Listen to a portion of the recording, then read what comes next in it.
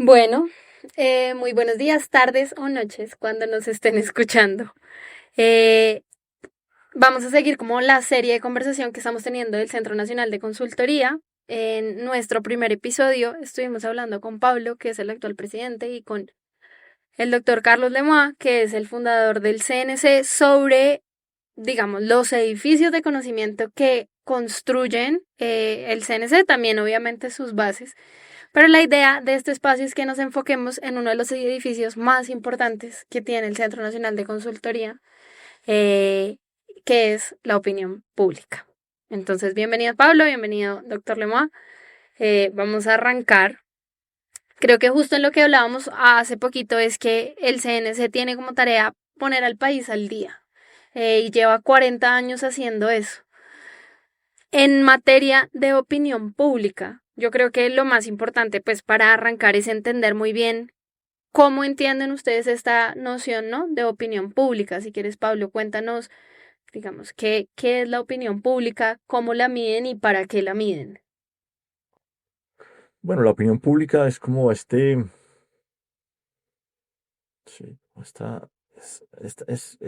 es la búsqueda de entender cómo conversa la gente sobre los temas que le afectan. ¿Sí? Y ahí están toda la variedad de temas.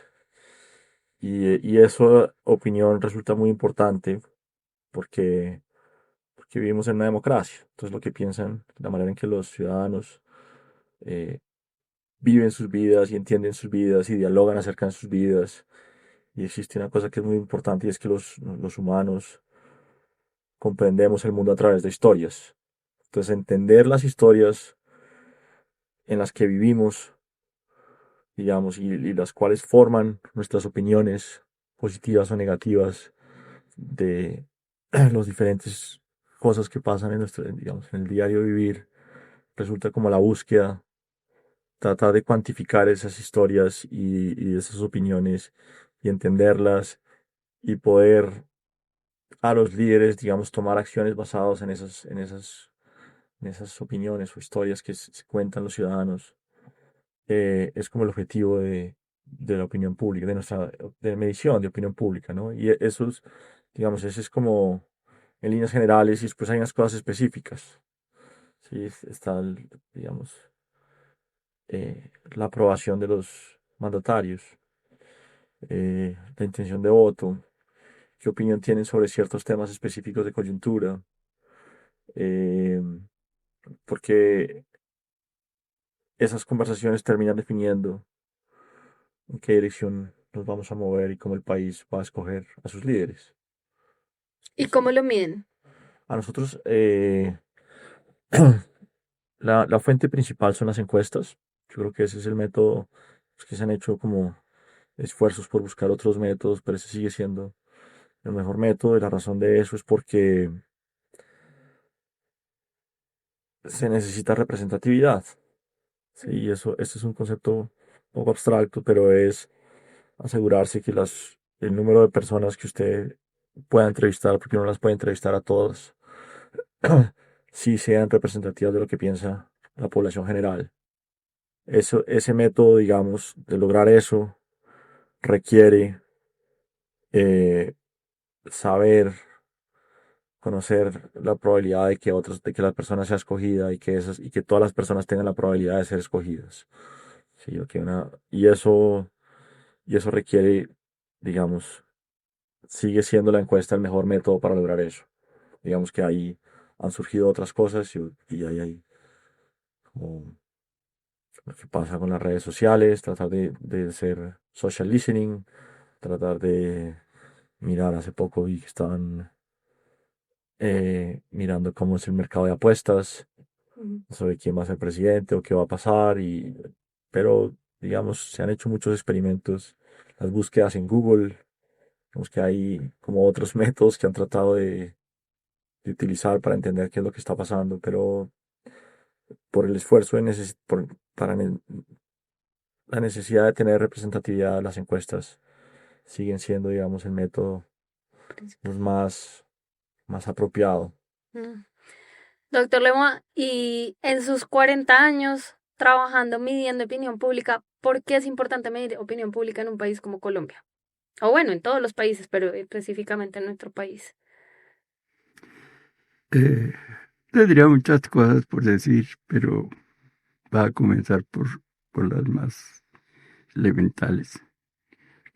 A la gente le gusta.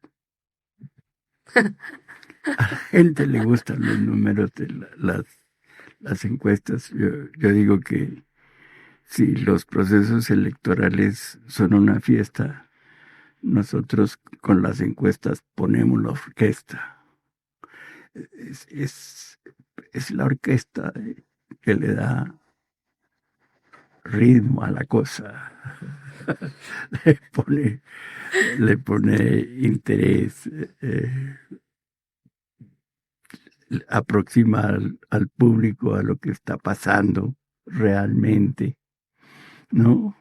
Mm. Entonces ese es un punto importante en que las encuestas, en el caso concreto de los procesos electorales, eh, entusiasman a la gente. Y también en el mismo sentido, cuando se miden los gobernantes miran las cifras de los otros y no se quieren quedar atrás, ¿no? Todos los gobernantes viven pendientes de qué nivel de aprobación tiene él, qué nivel de aprobación tienen los otros. Y eso es un estímulo grande a que hagan las cosas bien. Entonces, eh, tienen esas dos contribuciones importantes al proceso, digamos, democrático, ¿no? Por un lado, estimula el interés de la población cuando se está escogiendo un candidato, y por el otro lado, estimula la emulación entre los gobernantes por hacerlo bien. Entonces son dos contribuciones muy importantes de la opinión pública, y por eso es que nosotros la medimos y eso por 40 años, cuando no se medían, es algo que nos satisface haber sido pioneros en ese proceso. Y en estos 40 años midiendo la opinión pública, ¿hay alguna? Hablemos un poquito como de las constantes y de las variables de la opinión pública en el país. ¿Cuáles han sido las constantes? No sé si hay. ¿Y cuáles han sido las variables? Bueno, las constantes, yo empiezo con las constantes, ¿no? Entonces, la constante que es como un poco frustrante, más común es que los problemas son los mismos. Mm. Digamos que el país, desde que nosotros estamos midiendo, ha tenido los mismos problemas que varían en prioridad, pero no hemos salido de ahí, que son la inseguridad, la corrupción y el tema económico, o sea, la inflación o la falta de empleo, la pobreza, pero si se reducen esos tres siempre como principales problemas, ¿no? Y eso pues define los tipos de líderes que, según sea el principal problema, termina definiendo qué tipos de líderes buscamos y cómo escogemos. Eso es una constante, diría yo. Mm. Eh, ¿Y los cambios, doctor Lemón? Es una constante, sí, pero no, porque es una constante globalmente, pero cada época trae su énfasis. Ujú. El pasado fue lo económico porque estábamos saliendo de la pandemia y la gente no tenía, mucha gente no había sido capaz de recuperar el buen hábito de tener tres comidas al día. Mucha gente se quedó con solamente 2 comidas al día por causa del el impacto de la pandemia. Y eso determinó que el factor económico fuera el determinante en la elección eh, del presidente Petro. Ahora las cosas han cambiado y está siendo muy importante la inseguridad, ¿no? Entonces, en ese sentido, digamos, son constantes en que son las mismas tres, pero unas veces es una y otras veces es otra. Claro. Ese es un matiz de lo que dice Pablo. Y las variables, yo creo que en 40 años ha variado muchas cosas. Yo tendría tres, así rápidamente para decirlo, ¿no? Uno es la desaparición del bipartidismo y la aparición de un montón de partidos, de movimientos. Hoy por hoy, yo creo que no hay nadie en el país que sepa cuántos partidos hay. Yo creo que ni el Consejo Electoral.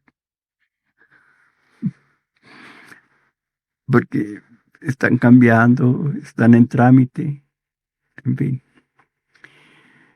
Y obviamente eso cambia enormemente la opinión pública, porque no hay un aglutinante de la opinión pública, sino que está dispersa. Ese es un factor muy importante, que en buena parte es consecuencia del cambio de las reglas electorales. Entonces han cambiado las reglas electorales y al cambiar las reglas electorales cambia el juego, dijéramos. Ese es un primer cambio muy importante. Otro segundo... Como aquí, como haciendo controversia, ¿cierto? Eso ha cambiado, es indiscutible que eso ha cambiado, pero también se ha mantenido. En el sentido de que cuando uno mira los mapas electorales y uno mira, nosotros hicimos la historia de mirar las elecciones de 1950, 1991, hay un mapa que es claramente conservador y un mapa que es claramente liberal, ¿sí? Y si uno mira eso, cómo es las votaciones, digamos que dónde ganó Duque y dónde ganó Petro, Sí. es muy parecido, ¿sí? Duque ganó en el lugar en donde estaban los conservadores mayoritariamente y Petro ganó donde están los liberales y después Rodolfo tiene esa misma franja donde ganó Duque, donde ganó los conservadores y Petro, digamos, se fortaleció. Entonces ahí como diciendo que cambió, pero también se mantiene y generando un poco de controversia aquí. Bueno, eso. no es raro, ¿no? Hay controversia. Menos en este tema de opinión pública. Menos en este tema de opinión pública. Lo otro es, tal vez en esto sí estamos de acuerdo.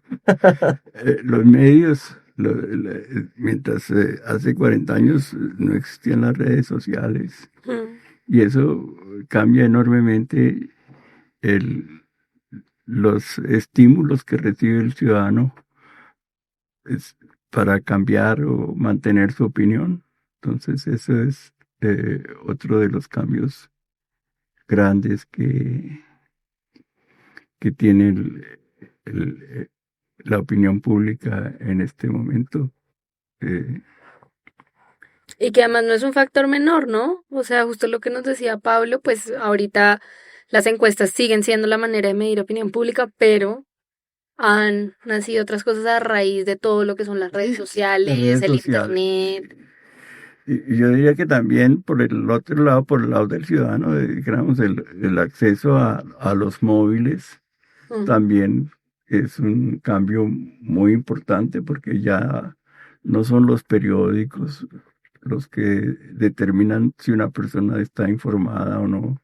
No se necesita, digamos, comprar el periódico para estar informado, sino que está llegando a todo el mundo y recíprocamente cada persona, todas las personas están difundiendo información política, información sobre los temas. De manera que también hay esos dos cambios muy importantes.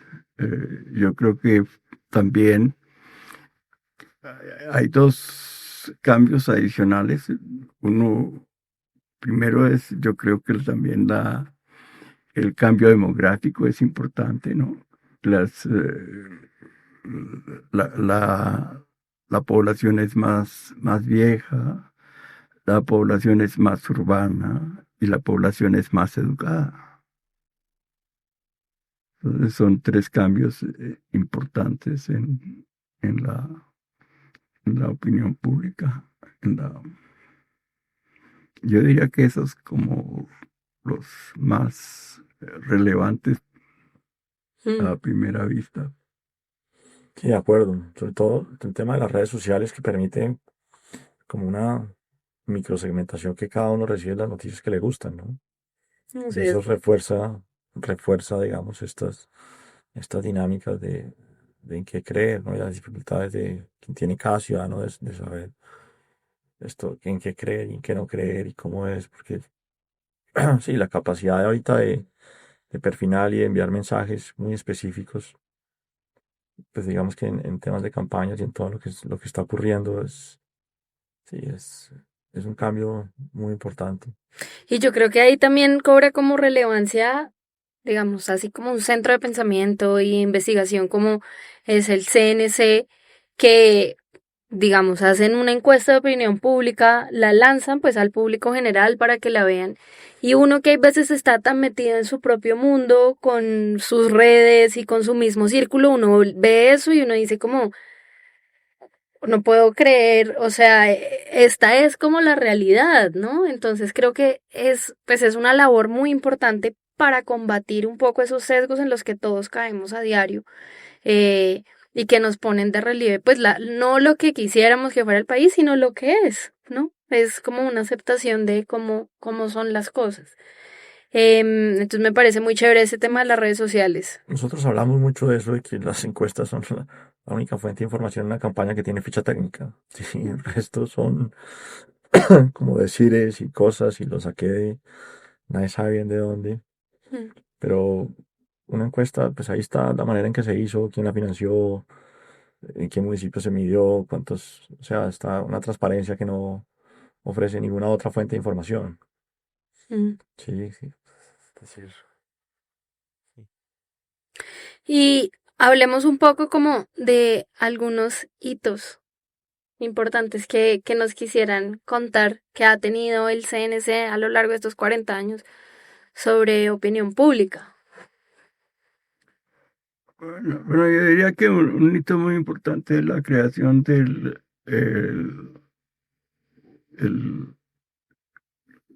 laboratorio de la democracia, Muy ¿sí? importante, sí. Porque ya no es solamente medir cada momento, sino buscar explicaciones de por qué la gente vota como vota y cuáles son los resortes que mueven a la gente a tomar las decisiones de voto. Entonces, esa es una contribución importante porque es aprender de lo que sucede cada día. Y ese es un cambio trascendental que nos va a llevar, yo confío, lejos en la posibilidad de entender eh, lo que pasa. Por ejemplo, ese hallazgo, dijéramos, de la tendencia de los municipios, inclusive de los barrios de Bogotá, a votar en un sentido o en otro, es algo que no teníamos antes Mm. y que gracias a este observatorio de la democracia está a este laboratorio de la democracia estamos logrando, ¿sí? Ese es un hito importante que cambia mucho la... Ahora, desde el punto de vista de las anécdotas, yo diría que hay varias, muchas. Eh, una importante fue como, es decir, en una ocasión que estuvieron compitiendo por la presidencia Virgilio Barco, eh, Galán y Álvaro Gómez. Entonces, obviamente, Galán y Álvaro Gómez eran grandes oradores. Y Virgilio Barco no era un buen orador. Tanto que Felipe López en alguna ocasión me comentó o dijo pues, que no era conveniente que Virgilio Barco fuera presidente porque no tenía las capacidades de comunicación que requería un presidente de Colombia en los foros internacionales. Y en efecto hubo una un debate al que se le invitó a Virgilio Barco y estuvieron Galán y Álvaro Gómez, y Virgilio Barco no quiso ir. Y obviamente se lucieron intelectualmente Galán y Álvaro Gómez. En compensación, eh, Virgilio Barco hizo una presentación, eh, una entrevista en televisión. Ahí. Y todo el mundo pensaba que entre el debate, la comparación del debate y la presentación, digamos, de un viejito sencillo, más bien con cascarrabias en la televisión, iba a hacer que los votantes decidieran por los grandes oradores. Y cuando hicimos la encuesta, Virgilio Barco ganaba por más de 1 millón de votos. Ujú. Y eso fue en portada de semana, es la única vez que hemos tenido portada que yo personalmente he tenido portada de semana en algún. Y eso es un hito que yo, Claro. del proceso, porque entre otras cosas, era un momento importante porque era la transición de un gobierno conservador a un gobierno conservador que dijéramos que había mantenido el concepto del Frente Nacional, dijéramos, ¿no? Ujú. A una propuesta de Virgilio Barco que era una propuesta de, bueno, no, nada de estar gobernando con los conservadores. Aquí la cosa es muy clara. Aquí vamos a gobernar los liberales y los conservadores que hagan oposición. Es decir, el cambio del enfoque de gobierno, oposición que imponía a Barco era una ruptura grande de el camino que había tenido el país de hagámonos pasito. eh, Entonces, ese resultado fue importante, importante. Bueno, o sea, yo creo que es súper sorprendente, digamos, esta cuestión pues de lo que nos cuenta de, en ese momento nadie creía que Barco iba a ganar, Barco gana, más gana con una diferencia amplia.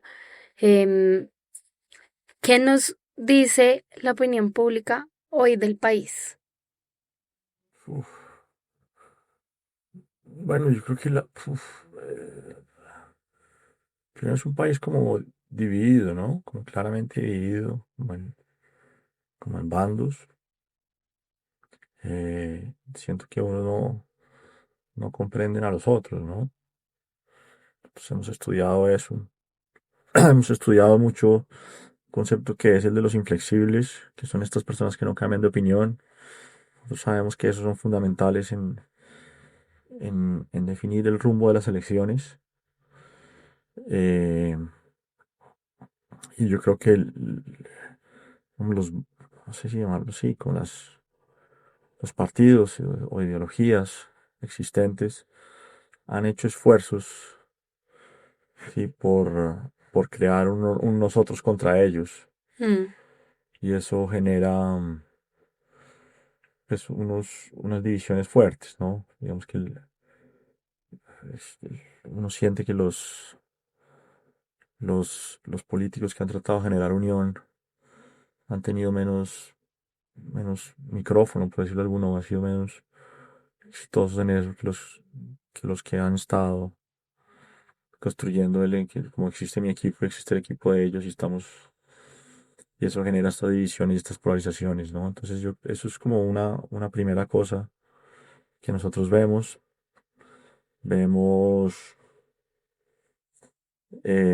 pues mucha incertidumbre hacia dónde se van a mover las cosas por la cantidad de candidatos, digamos, y quiénes van a ser los candidatos por los que vamos a terminar contando. Yo creo que nadie creo que hay 70 candidatos inscritos, nadie cree que vamos a llegar a esos números, digamos, al tarjetón, simplemente no se van a ir filtrando, pero de esos, ¿cuáles van a salir? Es que hay mucha incertidumbre, ¿no? mm, Entonces, por eso es lo que uno trata de medir.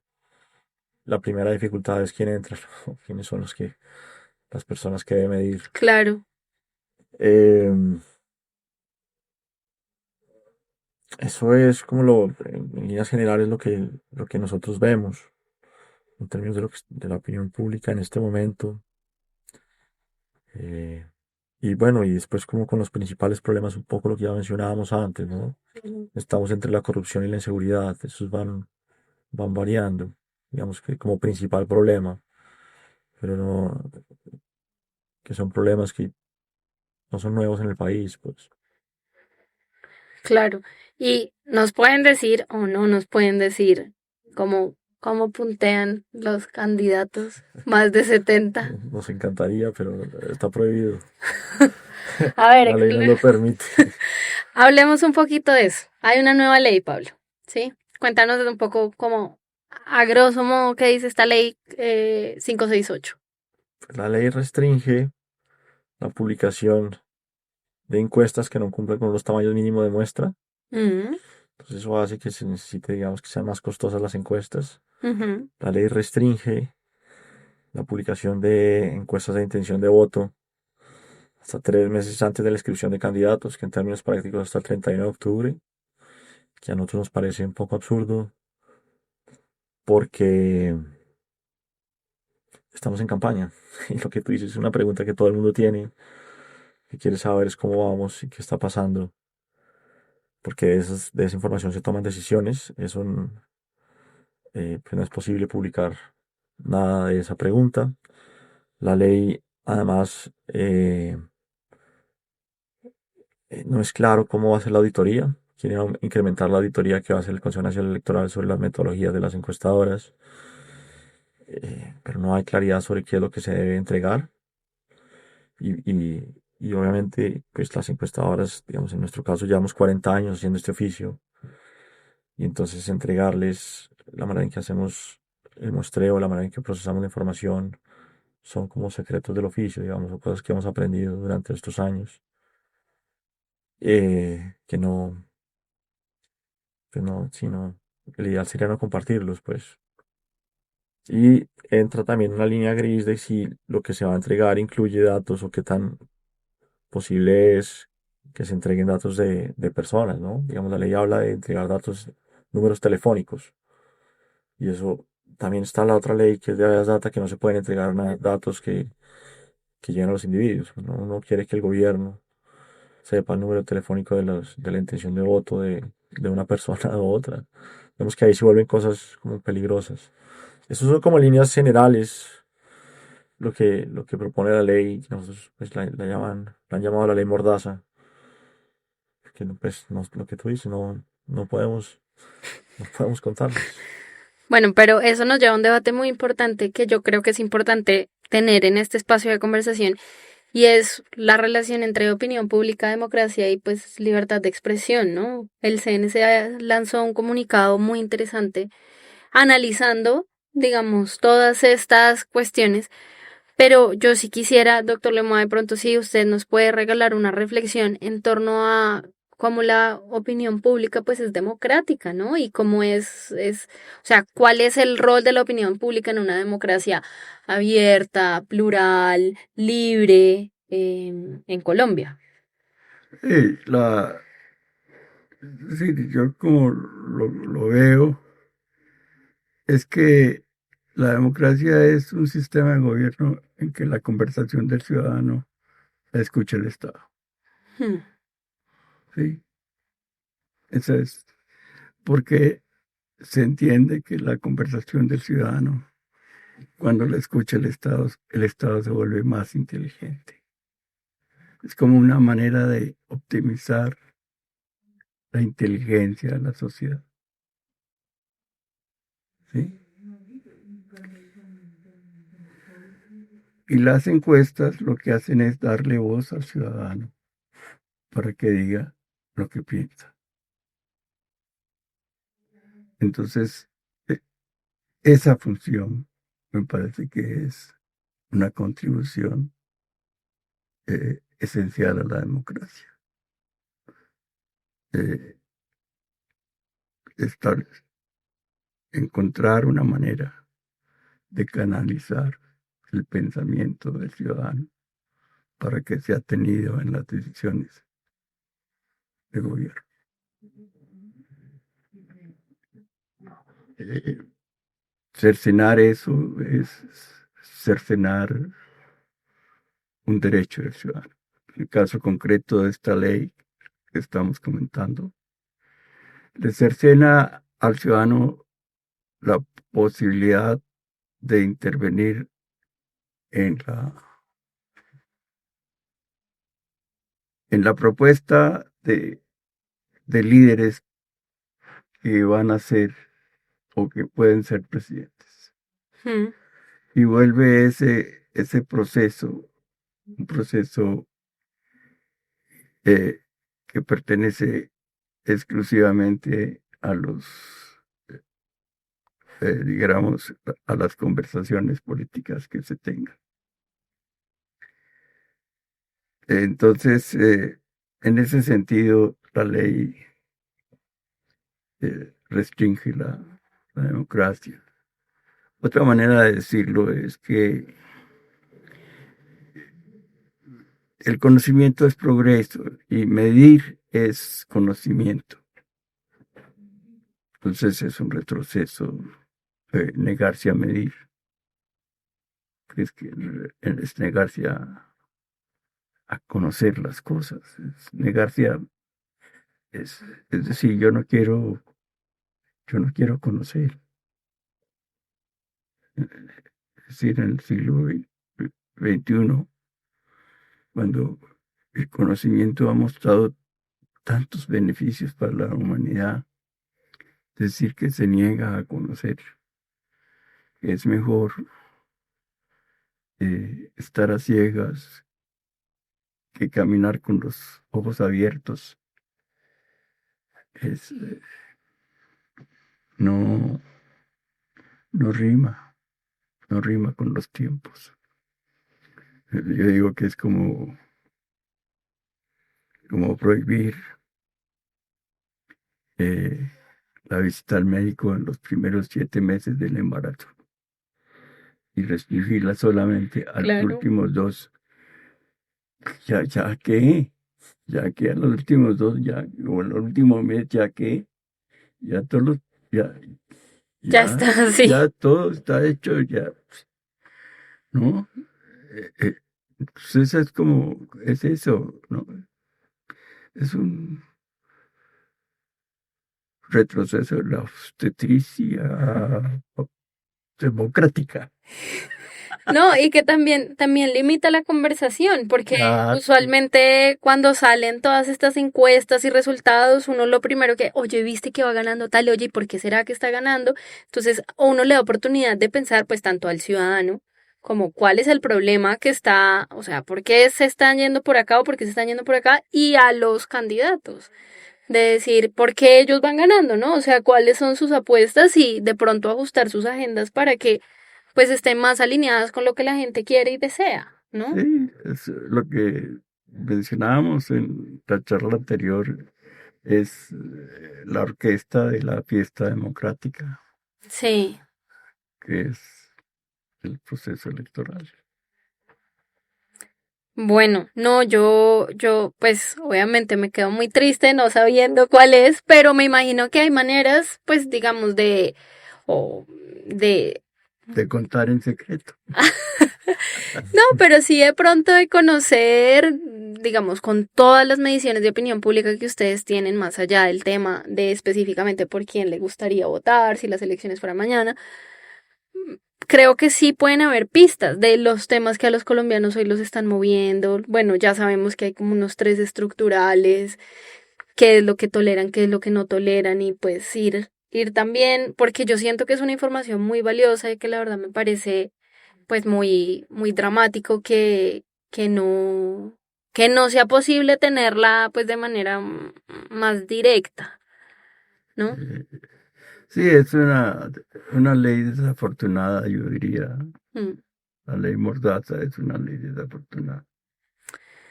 Bueno, no, pues muchas gracias No, muy, a muy contentos de estar acá con Daniela de nuevo. Gracias, doctor Lemoa, gracias. Pablo, yo creo que este es uno de los edificios más importantes del CNC. Gracias por abrirnos las puertas de él, de contarnos sus hitos, de contarnos cómo lo miden y esperemos que siga creciendo y creciendo para que podamos recibir como colombianos y colombianas todo lo que hemos recibido estos años de él. Muchas gracias. Muchas gracias a ti. Muchas Bueno. gracias por este Gracias espacio. a ti. Ok, chao. Chao. Chao.